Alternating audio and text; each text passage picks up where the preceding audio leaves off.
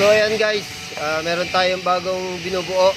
Ito yung ating lifting eye. Ito yung side view natin.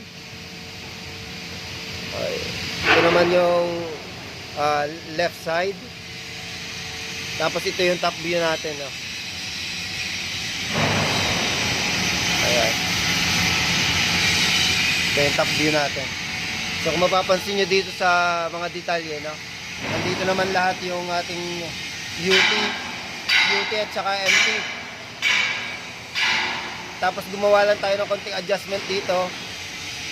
Number 4 dito. Pero kung weldingin mo yung number 4, mahirapan ka mag-root. So nag-adjust tayo dyan. Pwede naman yan sa mga fabrication kung talagang may mga daya. Kumbaga, daya yan. Ayan. So dito kinabit natin to. Nandito pa rin yung mga welding symbols natin na napaka basic naman. Ayan. Number 4 ang size ng mga welding, fillet weld, single bevel. Papakita ko sa actual.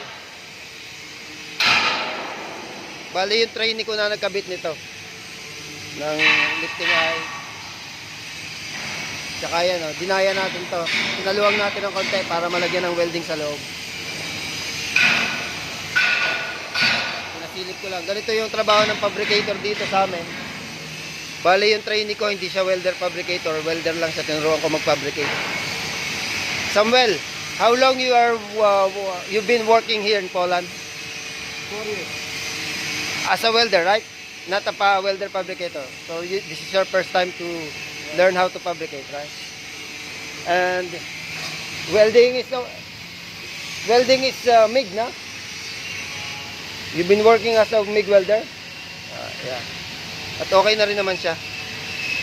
Ayan guys, pinasilip ko lang yung ating drawing at saka yung actual na. Para sa mga welder fabricator, ganito yung mga pwedeng maging trabaho, no?